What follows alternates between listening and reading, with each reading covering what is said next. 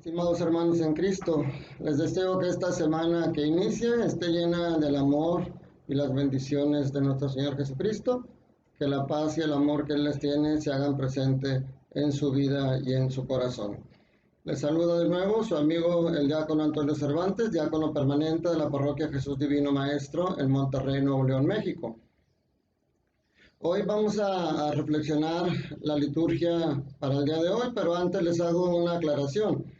Si ustedes son de las personas que tienen la buena costumbre de por la mañana temprano buscar en internet las lecturas del día de hoy para reflexionarlas, les hago la aclaración que quizás no concuerden, si ya lo hicieron hoy, quizás no concuerden con las que vamos a mencionar ahorita.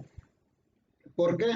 Porque bueno, aunque hoy es lunes de la cuarta semana de Pascua, que son las lecturas que vienen en la mayoría del mundo o en muchas partes, en México, como en Colombia y algunas partes de Latinoamérica, estamos celebrando la fiesta de Felipe y Santiago Apóstoles. Por eso la liturgia de hoy nos invita a reflexionar lecturas relacionadas con esta fiesta. Las lecturas que vamos a reflexionar hoy son la primera lectura de la primera carta a los Corintios, capítulo 15, versículos del 1 al 8. Y en el Evangelio estaremos viendo a San Juan, capítulo 14, versículos del 6 al 14. Nosotros como católicos tenemos como fuente de nuestra fe no solamente las Sagradas Escrituras, sino también la tradición y el magisterio son fuentes importantes para nosotros, que algunas otras denominaciones cristianas no católicas pues no aceptan más que la Biblia, la sola escritura, como le llaman ellos.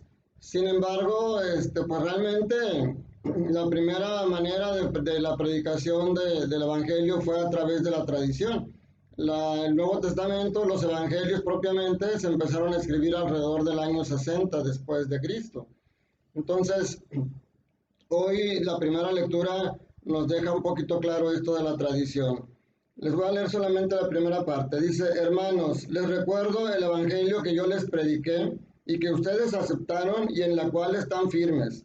Este evangelio los salvará si cumplen tal y como yo lo prediqué. De otro modo, habrán creído en vano.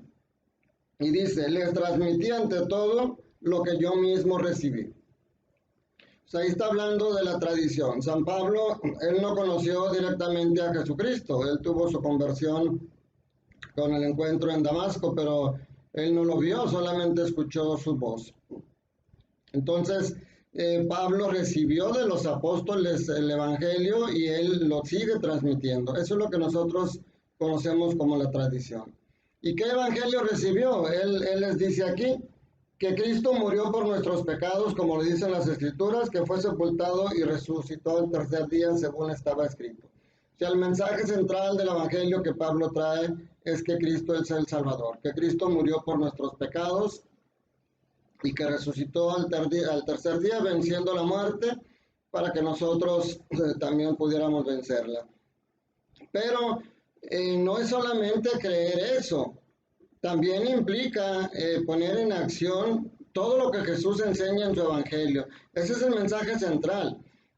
Pero el mensaje también central de Jesucristo se centra en dos mandamientos: en amar a Dios sobre todas las cosas y al prójimo como a ti mismo. Amor a Dios y al prójimo, dice Jesús, ahí se centra la ley y los profetas.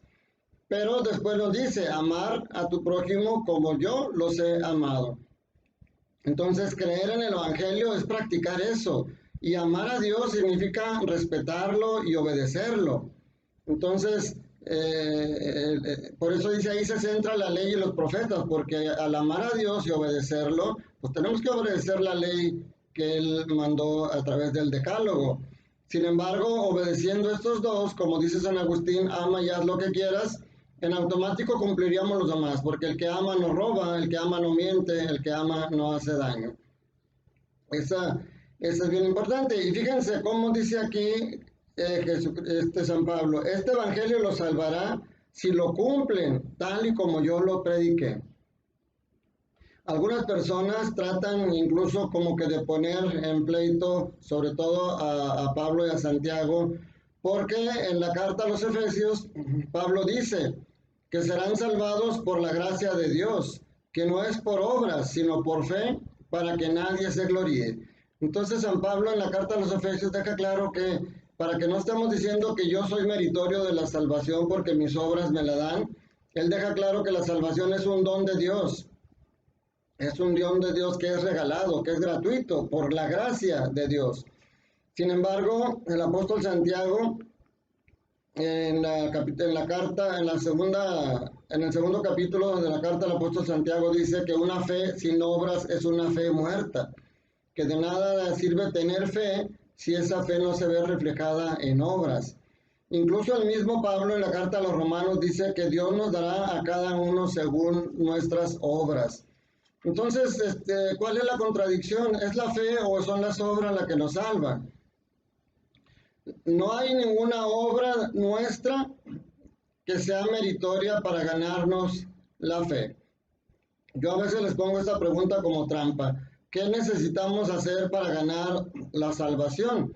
Y empiezan a decir pues que seguir los mandamientos, que portarnos bien, que amar a Cristo y muchas cosas. Pero yo les digo, no necesitamos hacer nada para ganar la salvación. La salvación la ganó Jesús en la cruz por nosotros.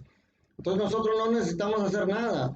Pero ¿por qué dice entonces que este evangelio lo salvará si lo cumple tal como yo lo prediqué? Porque esa fe, esa salvación que ya tenemos ganada por la fe en Cristo, la podemos perder por nuestras obras. Por eso después San Pablo dice que cada uno dará a nosotros según las obras. Si nosotros no vivimos el evangelio tal como lo predicamos, como dice aquí San Pablo, entonces no seremos merecedores de la salvación. Ahorita al final de la reflexión del Evangelio va a caer de nuevo en esto que acabamos de decir. En el Evangelio del día de hoy, si nosotros leemos los versículos anteriores, hoy está de Juan capítulo 14 del 6 al 14, del 6 al 14. Los primeros 5 versículos de este capítulo, Jesús le dice, no pierdan la fe, si creen en Dios, crean también en mí. En la casa de mi Padre hay muchas habitaciones. Si no fuera así, no se los habría dicho a ustedes. Y les dice, y yo voy a prepararles un lugar para que donde yo esté también estén ustedes. Y termina diciendo en el versículo 5, y ustedes ya saben el camino para llegar a donde voy. Y Tomás le dice, Señor, no sabemos a dónde vas, ¿cómo podemos saber el camino? Y entonces empieza la parte del Evangelio de hoy. Jesús le dice, yo soy el camino, la verdad y la vida. Nadie va al Padre si no es por mí. Si ustedes me conocen a mí, conocen también a mi Padre. Ya desde ahora lo conocen y lo han visto. Fíjense, aquí, como ayer también lo decíamos, cuando Jesús utiliza para describirse él la introducción, estas dos palabras, yo soy, cuando dice yo soy el buen pastor, como lo decía ayer, yo soy la puerta, yo soy la vid y ustedes los sarmientos, dice en otra ocasión, y hoy dice yo soy el camino, la verdad y la vida. Aquí está mostrando su divinidad, porque como recordamos, cuando Moisés iba a rescatar al pueblo de la esclavitud y le pregunta a Dios, si me dicen que Dios me manda, ¿qué les voy a decir? Y Dios le contesta, si te preguntas, diles, yo soy, me envía. Yahvé. Ese es el nombre de Dios, Yahvé, que quiere decir yo soy. Entonces, por eso Jesús cuando dice yo soy el camino, la verdad y la vida, nuevamente está mostrando su identidad con el Padre, su divinidad. Entonces Felipe le dice, Señor, muéstranos al Padre y eso nos basta. Y Jesús le replicó, Felipe, tanto tiempo hace estoy con ustedes y todavía no me conoces. Quien me ve a mí, ve al Padre. Entonces, ¿por qué dices, muéstranos al Padre? ¿O es que no crees que yo estoy en el Padre y el Padre está en mí? Las palabras que yo les digo no las digo por mi propia cuenta. Es el Padre que permanece en mí, quien hace las obras. Créanme, yo estoy en el Padre y el Padre está en mí. Si no me dan fe a mí, créanlo por las obras. Aquí nosotros tendríamos que hacernos dos preguntas. Primero, ¿hace cuánto tiempo que acogiste la fe cristiana? ¿Hace cuánto tiempo que eres católico? Esa sería la primera pregunta. Y la segunda pregunta sería, ¿conoces realmente a Cristo? Porque a lo mejor si yo acogí la fe cristiana hace 20 años, 15 años, o hace un año, o hace una semana, y sin embargo yo sigo comportándome de una manera contraria, entonces Cristo me diría, hace tanto estoy contigo y todavía no me conoces. O sea, Jesucristo demuestra su identidad como Hijo de Dios y su identidad divina la demuestra a través de las obras. ¿Sí? Si no crean en mí, crean también en mis obras. Él pasó haciendo el bien, él pasó amando incluso a quienes le hacían daño, pero siempre pasó también defendiendo su dignidad. Entonces nosotros tenemos que imitar a Cristo, si no, no estaríamos solamente siendo cristianos teóricos. Y entonces Mahatma Gandhi tendría razón al decir, me gusta Cristo, pero no me gustan los cristianos, porque no hacen lo que hace Cristo. Nuestras obras, ahí es donde deberíamos demostrar nuestra identidad como cristianos a través de nuestras obras. Por eso en la primera lectura se centraba mucho eso, ¿es por fe o es por obras?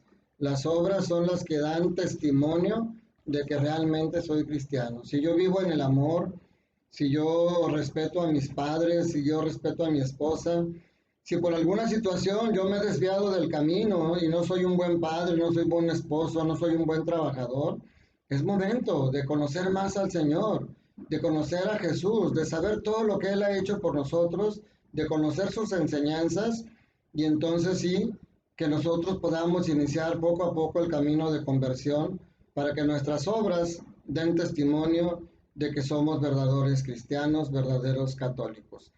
Por eso es bien importante para nosotros que los católicos, por un lado la tradición, como aquí San Pablo nos lo ha enseñado, que se ha ido pasando el Evangelio, pero por otro lado el magisterio de la Iglesia, los santos padres, nuestros obispos, para que podamos nosotros lo que no entendemos, lo que tengamos duda, sean ellos quienes nos los aclaren. Es válido si tú como católico tienes dudas, si de repente alguien te quiere poner a dudar en tu fe y te habla de que María tuvo más hijos y te habla de que Dios, de que Jesús no es Dios, que Él era hombre, y si te hacen dudar, no te asustes, no te asustes, acércate a aclarar tus dudas. Una fe ciega no siempre es buena. Una fe madura, una fe razonada, cuando yo sé por qué creo, no solamente porque me lo inculcaron, sino porque yo estudié, investigué y creo en Dios, creo en Jesús como mi Dios y mi Salvador, entonces voy a tener más herramientas para nunca perder esta fe. Yo te hago oración por ti para que Dios te ilumine, para que Dios te fortalezca en la fe, para que cuando dudes tú le digas, Señor, creo, pero aumenta mi fe. Y cuando te acerques a investigar o a buscar quién te aclare esas dudas, lo hagas con personas de tu religión, lo hagas con un sacerdote, con un obispo, con un diácono, con algún ministro de la comunión, alguien que realmente te pueda aclarar esas dudas. Si lo preguntas a alguien que está igual de perdido que tú, pues dice Jesús, el que guía a un ciego no puede guiar a otro ciego porque los dos tropezarán. Esa es mi reflexión de hoy para ti. Cuídate mucho, sigue estando en tu casa, sal solamente si es necesario, haz oración, convive con tus hijos, convive con tu esposa y sobre todo muestra el amor siempre en cada acción que tengas. Y que la bendición de Dios Todopoderoso, Padre, Hijo y Espíritu Santo, descienda sobre ustedes y sus familias y permanezca para siempre. Que la alegría y el amor de Jesús resucitado esté hoy en tus vidas y permanezca para siempre. Que tengas un buen día.